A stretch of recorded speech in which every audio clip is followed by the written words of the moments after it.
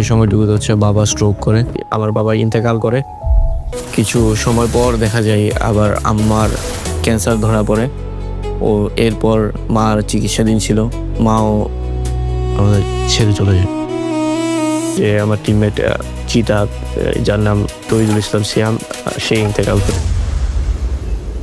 তার বাবাও তাকে ছেড়ে যায়, তার মাও তাকে ছেড়ে যায়, তার টিমমেট জেবি চিতাও একদিন তাকে ছেড়ে যায়, বাট স্টিল সে এখনো আমাদের মাঝে হাসি মুখে। বলতেছিলাম জেবি ফ্রিক অর্থাৎ তানভীর শারিয়ার ভাইয়ের কথা। তার জীবনে কত বাধা, কত বিপত্তি, কত দুঃখময় ঘটনা ঘটে গেল কিছু বছরের মধ্যে, তবুও কি সে হাল ছেড়ে দিছে? না, সে জীবনে ধৈর্য ধারণ করেছে, সে হাল ছাড়েনি, চেষ্টা করেছে উঠে দাঁড়ানোর, বারংবার ছিটকে যাওয়ার পরেও সে উঠে দাঁড়িয়েছে। আসলে ভাই আমি চিন্তা করতেছি সে জীবনে এত কিছু ফেস করার পরেও কিভাবে সে আমাদের মাঝে এখনো হাসি মুখে, কিভাবে সে আবারও উঠে দাঁড়ালো, তার কত ধৈর্য। তাই তো আমি টাইটেল থাম্বনেলে কি লিখবো আমি তার ভাষা খুঁজে পাইনি, তাই তো টাইটেল থাম্বনেল খালি ফাঁকাই রেখেছি। তোমরাই ভাবো, তোমরাই নিজেকে প্রশ্ন করো, তোমাদের জীবনে যদি এরকম বিপত্তি আসতো, না আসুক, আমি চাই না তোমাদের জীবনে আমার জীবনে এরকম কিছু আসুক, ধরো যদি আসতো, তাহলে কি ফ্রিক ভাইয়ের মতো এরকম উঠে দাঁড়াতে পারতে? মনে হয় না ভাই, এরকম ধৈর্য কেমনে পসিবল? তার জীবনে কত বাধা বিপত্তি এসেছে, তারপরেও সে এখনো স্টিল আমাদের মাঝে হাসি মুখে রয়েছে। স্টিল সে এখনো কোনো ন্যাশনাল কাপের মুখ দেখতে পারেনি, সফলতা বলতে তেমন কিছু সে এখনো পায়নি, বাট দেখো এখনো তারা চেষ্টা করে যাচ্ছে।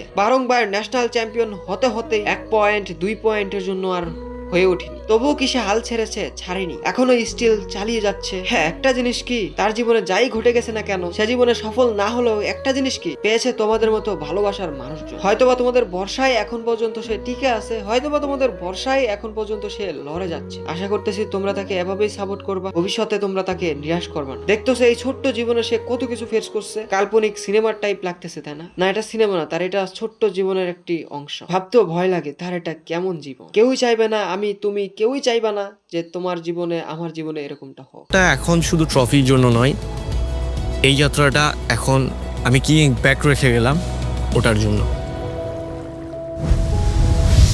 গাইস, কি তোমরা ফিফা টুর্নামেন্টের দিকে মনোযোগী হইছো? বাট কি টুর্নামেন্ট খেলার জন্য, টুর্নামেন্ট প্র্যাকটিস করার জন্য কোনো ট্রাস্টেড কোনো অ্যাপ বা গ্রুপ পাচ্ছ না? তাহলে আর নয় চিন্তা, কারণ চলে এসেছে NXT area tournament WhatsApp group, যেটা হলো 100% ট্রাস্টেড, যেখানে রয়েছে ফ্রি টুর্নামেন্ট এবং পেইড টুর্নামেন্ট এবং টিঅন লবির মতো টুর্নামেন্ট। এখান থেকে তোমরা নিঃসন্দেহে স্লট নিয়ে টুর্নামেন্ট খেলতে পারো, এন্ড ফ্রি টুর্নামেন্ট তো রয়েছে। তো আর দেরি কেন, পিন কমেন্টে গ্রুপের লিংক দেওয়া আছে, জয়েন হও এবং টুর্নামেন্ট খেলো। সবাই শুধু চ্যাম্পিয়নদের মনে রাখে, তাদের নামে হেডলাইন হয়, সবাই তাদেরই চেনে। আসলেই তাই, সবাইকে চ্যাম্পিয়নদের মনে রাখে না? আমরা তো চ্যাম্পিয়নদের সাথে আপনাদেরকেও মনে রাখি। 1-2 পয়েন্টের জন্য হয়ে ওঠে নাই, জীবনে কষ্ট করছেন, এই পর্যন্ত আসছেন, বাট হ্যাঁ হয়তো বা ন্যাশনাল চ্যাম্পিয়ন হতে পারেন নাই, দ্যাটস মিন এই না আপনি জীবনে কিছু করতে পারেন নাই। আপনি জীবনে যা কিছু করছেন এটাই অনেক মানুষের স্বপ্ন। আপনার ভালোবাসার মানুষজন ঠিকই আপনাকে মনে রাখবে, ভালোবাসবে, কে কি করবে জানি না, বাট তারা আপনার পাশে ঠিকই থাকবে। প্রথমে ইচ্ছা ছিল ক্রিকেটার হবো। আমার যখন প্রফেশনালি ক্রিকেটটা নেওয়ার কথা, ওই সময়টুকু হচ্ছে বাবা স্ট্রোক করে। ক্রিকেটার হইতে চাইছিলেন, হয়ে ওঠে নাই। আসলে আল্লাহ যা করেন ভালোর জন্যই করেন, এটাই মেনে চলতে হবে। হয়তোবা ক্রিকেটার হলে আপনার লাইফটা ডিফারেন্ট হইতো, অনেক কিছু হইতে পারতো ভালো মন্দ, বাট আপনি আসলেন ই স্পোর্টসে। আল্লাহ তাআলা চাইছেন যে আপনি ই স্পোর্টসেই যোগদান করবেন, ই স্পোর্টস নিয়েই কিছু করবেন, দ্যাটস ইট। তাই হইছে, সবসময় মেনে চলতে হবে, আল্লাহ তাআলা যা করেন ভালোর জন্যই করেন। হ্যাঁ, আমি মানতেছি আপনার জীবনটা সহজ ছিল না, কঠিন ছিল, অনেক বাধা বিপত্তি এসেছে, ঘুরে দাঁড়িয়েছেন, দিন শেষে আপনি অনেক ভালোবাসার মানুষজন পেয়েছেন, আমরা দিন শেষে আপনার মতো একটি ভাই পেয়েছি। আসলে ভাই আপনার স্টোরিটা শুনে জেনে আমার মন চাইলো যে একটা ভিডিও বানানো প্রয়োজন আপনাকে নিয়ে, কারণ এরকম তো সচরাচর পাওয়া যায় না, এরকম হার না মানা যোদ্ধা তো সচরাচর পাওয়া যায় না। আপনি আসলেই ভাই একজন হার না মানা যোদ্ধা। জীবনে এত বাধা বিপত্তির পরেও আপনি এখনো টিকে আছেন, আমাদের মাঝে স্টিল হাসি মুখে রয়েছেন, যেটা পুরাই ইম্পসিবল, যেটাকে আপনি পসিবল করছেন। এত বাধা বিপত্তির পরেও কেউ যে টিকে থাকতে পারে আমি চিন্তাও করতে পারি নাই, আমি কল্পনাও করতে পারিনি। এই দেখলাম আপনাকে, এই দেখলাম জেবি জিতাকে, অসুস্থ অবস্থায়ও এই গেমটাকে ছাড়তে পারিনি, অসুস্থ অবস্থায়ও এই গেমটা চালিয়ে গেছে,